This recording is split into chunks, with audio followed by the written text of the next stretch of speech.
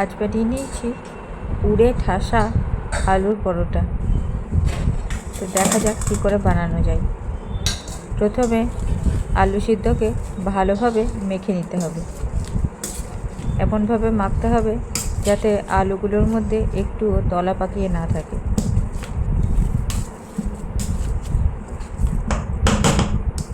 আলুগুলো একদম ভালোভাবে মেখে নিয়েছি। তারপর একটা কড়াইয়ের মধ্যে সর্ষের তেল ভালোভাবে গরম করে নিতে হবে। তো ওর মধ্যে দিয়ে দিতে হবে আদা, জিরা আর কাঁচা লঙ্কা বাটা। এবার আদা, জিরা, কাঁচা লঙ্কাটাকে ভালোভাবে নেড়ে নিতে হবে। ওর মধ্যে দিয়ে দেবো সিদ্ধ করে মেখে রাখা আলুটা।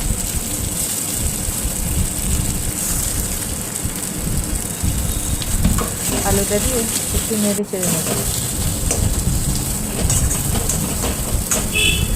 এরপরে ওর মধ্যে দিয়ে দেবো একে একে পরিমাণ মতো লবণ, আর দিয়ে দেবো একটা ভাজা মশলা। এই ভাজা মশলাতে আছে জিরে, ধনে, শুকনো লঙ্কা আর গোটা গরম মশলা। তাওয়ায় হালকা করে নেড়ে নিয়ে গুঁড়ো করে নিয়েছি। এই ভাজা মশলাটা দিয়ে দেবো বেশ খানিকটা, আর দিয়ে দেবো স্বাদ মতন চিনি। এবার এটাকে ভালোভাবে কষিয়ে নিতে হবে। আলুটা ভালোভাবে ভাজা ভাজা করে নিতে হবে।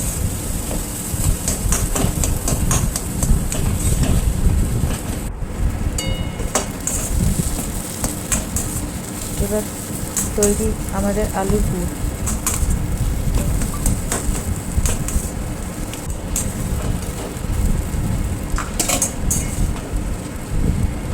এবার পুরটা নামিয়ে নিয়ে ঠান্ডা করে নিতে হবে। পুরটা ওইদিকে ঠান্ডা হতে থাক। এবার মেখে নেব আমরা ময়দাটা। প্রথমে দিয়ে দিলাম রুল ময়দা, তারপরে দিয়ে দিলাম আটা। আটা আর রুল ময়দা হাফ হাফ করে নিতে হবে। এরপর দিয়ে দেবো ওখানে কিছুটা পরিমাণ লবণ, কিছুটা পরিমাণ চিনি। দিয়ে চিনি আর লবণটা ভালো করে আটার সঙ্গে মিশিয়ে নিলাম।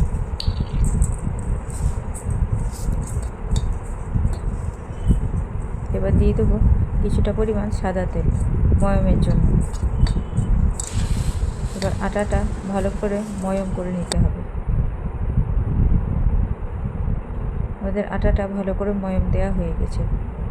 এবার ওর মধ্যে কিছুটা পরিমাণ করে জল দিয়ে ভালোভাবে আটাটা নরমভাবে মেখে নিতে হবে।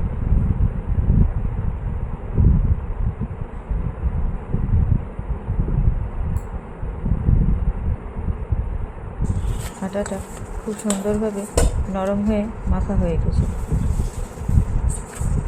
এরপর আটাটাকে লেচি কেটে নিতে হবে। ঠিক যেমন রুটির লেচি হয়, একটু বড় বড় করে সেরকমভাবে লেচিগুলো কেটে নিতে হবে।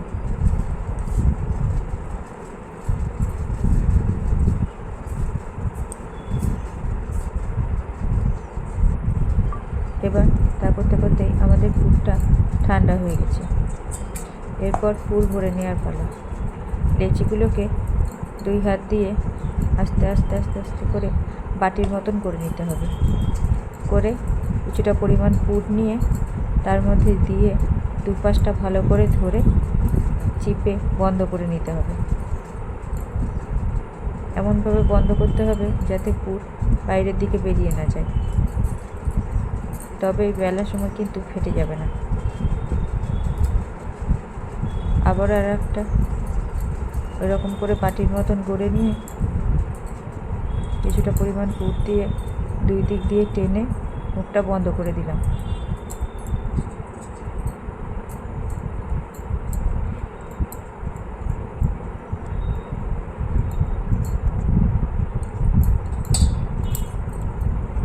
এইভাবে আমার সমস্ত পুরগুলো ভরা হয়ে গেল। এবার আস্তে আস্তে হালকা হাতে পরোটাগুলো বেলে নিতে হবে।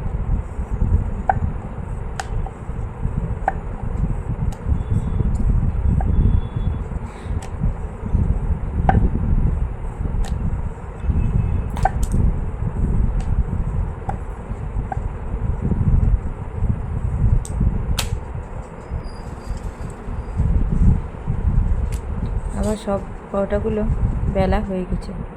এবার একটা চাটু ভালো করে গরম করে নিয়ে 2 পিসটা ভালোভাবে সেঁকে নেব।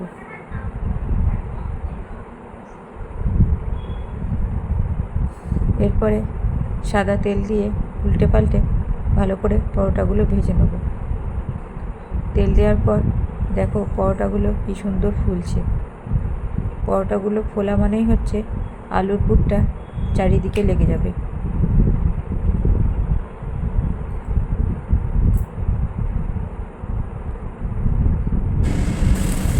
এরকমভাবে সব পরোটাগুলো এক এক করে ভেজে নেব।